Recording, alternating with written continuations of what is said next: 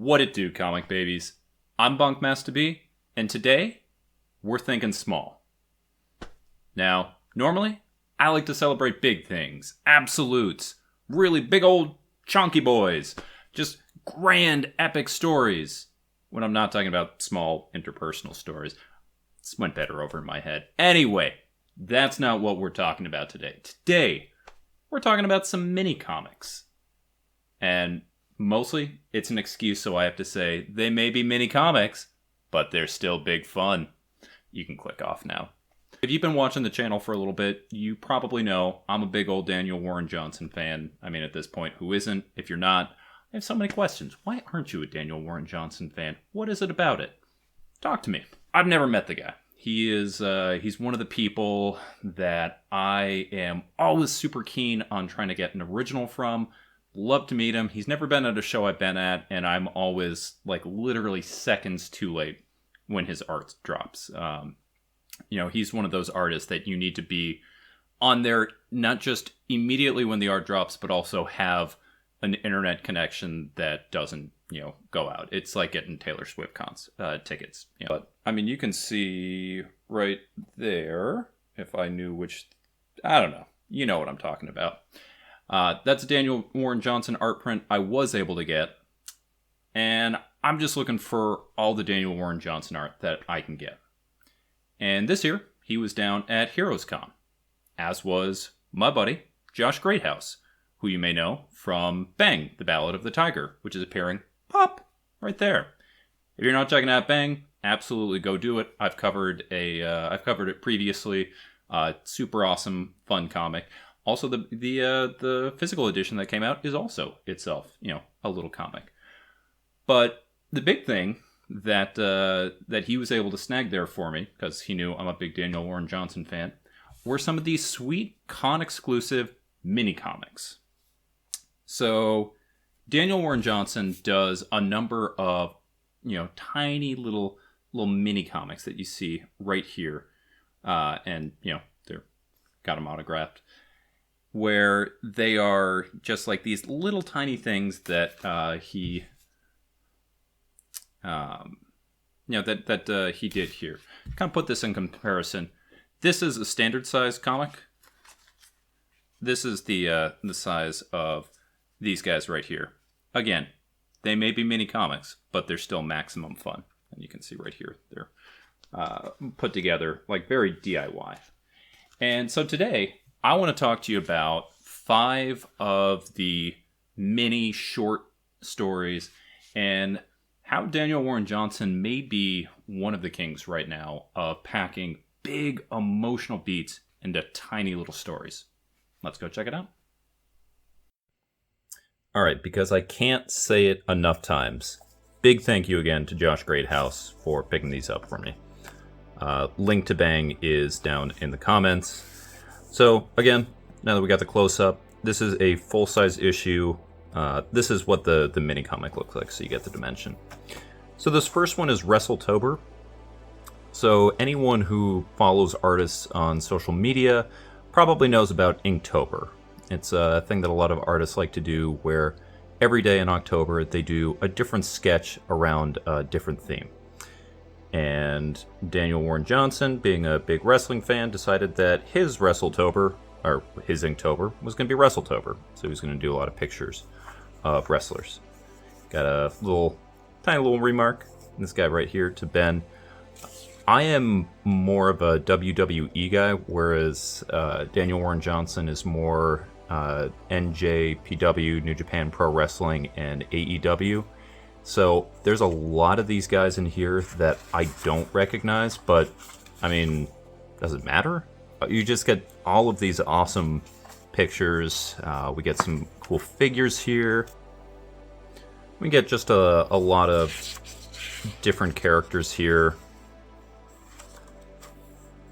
Some of them we get still shots, some of them we get action shots. Of course, action shots are what we're here for. The Daniel Warren Johnson onomatopoeia lettering, one of my favorite. I mean, just you feel the impact from the words that you get on there. Get the clothesline going down there. Get all of the sort of very classic manga speed lines going on, just showing that impact. We get shooting star press mid form, and again, just you get a lot of different things here, and that's kind of the whole point of Inktober. This one I absolutely love. You don't typically get crowd shots and just kind of a sketch, since so much of that is just sort of extra busy work, which is why a lot of times if you look on commissions, backgrounds are quite a bit extra just because there's so much more fine detail work that goes with it. And then we get a flying elbow drop. Super, super cool here. I love this one. This is super fun. It's a bunch of just different collections of art, as you can probably guess from it. It's not trying to tell necessarily any kind of a story, but amazing here. On the other end of that spectrum is one that very much is trying to tell a story. So this is Green Leader. This was one of Daniel Warren Johnson's early pieces that kind of blew up a little bit. So he first posted this one on his Space Mullet blog, and you can still go there and read it. So this is one that if you're checking this out and you can't see DWJ in person, you can go online and you can check this out, and I highly, highly suggest you do. This is some pretty fantastic wordless storytelling. And in the blog post, Daniel Warren Johnson talks about the iconic scene from, I believe it's Return of the Jedi, where you get this few seconds of an A-wing that goes careening out, and it goes into one of the Star Destroyers. I think it's the shield generators. It's one of the big balls that's in back, and it blows up. And then the ship kind of goes, down, and it hits another one, and they both blow up, and everybody else is celebrating. And Admiral Akbar has just this really pained look. There's relief that it's there, but it's kind of at what cost. And DWJ talked about how he loved that scene and just sort of what it expressed. And so this is telling that particular story. And so we wake up on the morning that the attack is going to be. We see the battle unfolding. I mean, again, we just get these beautiful ships that are going on there. We get the assault. We get everybody going. And things don't go particularly well. But again, we see it careening. We see the explosion there. We see the aftermath.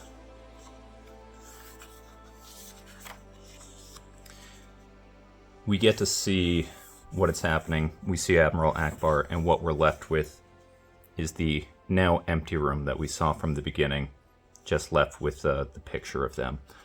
In just a few pages, this shows amazing cool action sequences. It shows the loss that comes with the battle. You can read this literally in like under a minute, but amazing. And then lastly, get rid of with that pathos. We're not here for the emotional hits. We're here for awesome stories of over-the-top action. So this is Old Man Skywalker. This is, I believe he did this right around the time that there were all the different, Mark Millar was doing Old Man Logan, and then there were a whole bunch of different ones that came with that. And it's basically a confrontation of Luke when he is an absolute Jedi Master in complete control of his powers, and an assault on a new Darth. You can see we've got a different helmet design, and this came out before the new sequel trilogy, so this is a very different Luke than we get in those ones right there, and we just see him absolutely laying waste to this Imperial ship that he's on. We get this amazing sequence where he's destroyed it. He's on this little floating platform. So many of the stormtroopers are just kind of floating in space. And then the fight continues in space, and this is Luke at the height of his powers. We get kind of that classic pose of him, levitating, going into Lotus pose, and just completely taking down the Star Destroyer, and just brings the whole Star Destroyer down on the new Darth. And the last sequence we get is him spitting on the helmet. This is a very different kind of Luke than we saw in the movies, but an amazing one. So that's it for the mini comics.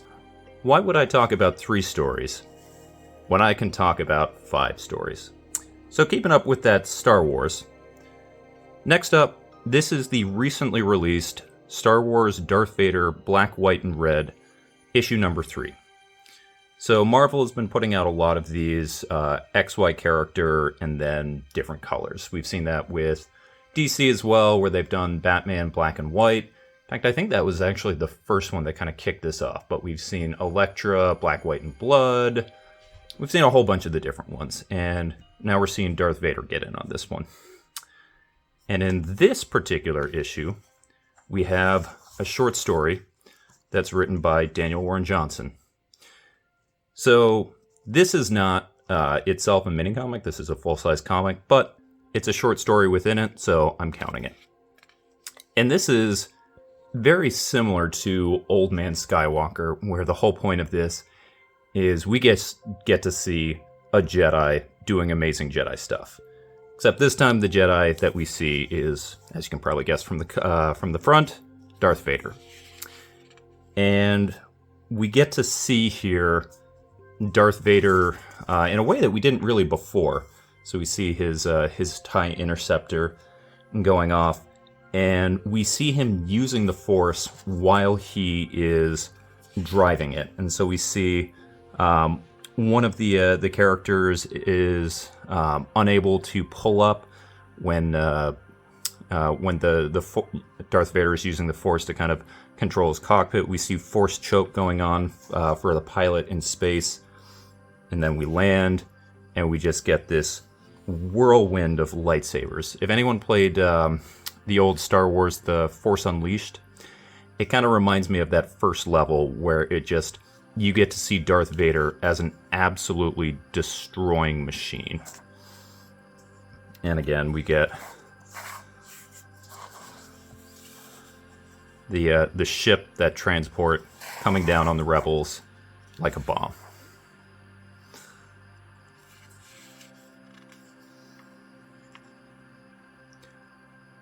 And then the story is called Annihilated. The only dialogue we get from Vader, "It is done," and we just get this awesome shot of his cape flowing.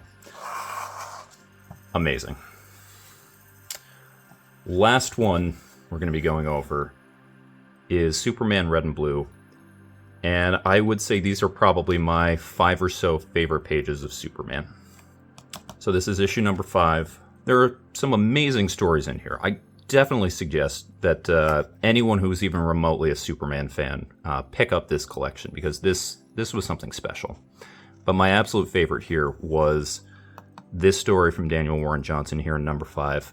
I'm not going to show off the whole one here. I want you to check it out. So again, we get Red, White, and Blue, or Red and Blue, I think it's called. Yeah, Red and Blue. And we get Pa Kent stopping by confessional and basically saying, I don't know how to be a parent to my son, because, he's Superman. And he's given some advice from the preacher, and we see that, he is being told, "This is my son who I love, who makes me proud," is what the preacher tells him, quoting from scripture. And so we see Pa Kent put him down and tell him, "You are special. I love you. I'm proud of you." And we get to see throughout the time together that sentiment being continued to echo. And eventually, Pa Kent isn't there anymore. And we get a shift of colors, whereas before, we get the whites and reds together when it's Pa Kent teaching young Clark. And then when it's Superman, it switches to the full palette where we get the blues getting added in there. And we get those same ideas that were instilled in him by Pa Kent, that Clark is taking those with him and he's passing them on to the world. Beautiful story. I'm not going to show the rest. go out and read this one. The hardcover collection, I think it's like $30, which means on IST it's less than 20.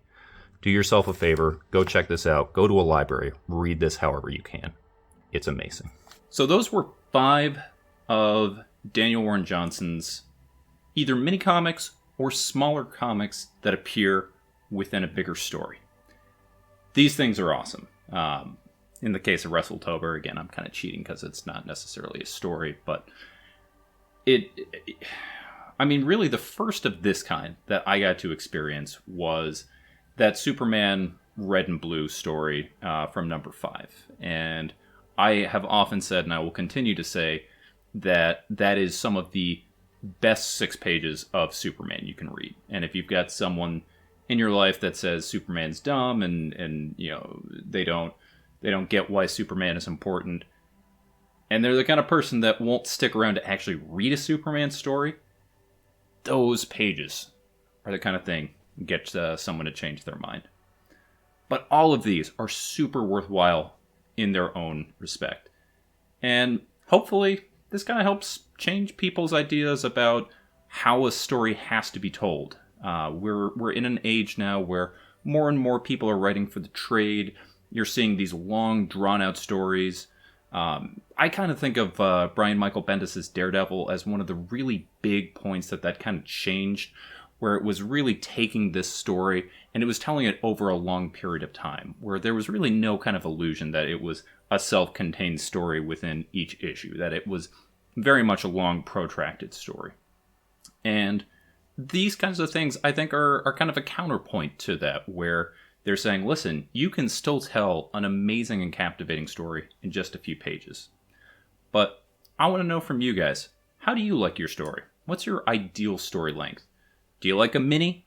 Do you like a maxi? Do you think that in order for a story to be great, you needed to be a 5 omnibus set? Probably not. I'm probably putting words in your mouth. But let me know, because I always like to hear kind of what people like. But with that, I've been Bunkmaster B. You all have been amazing. I'll catch you next time.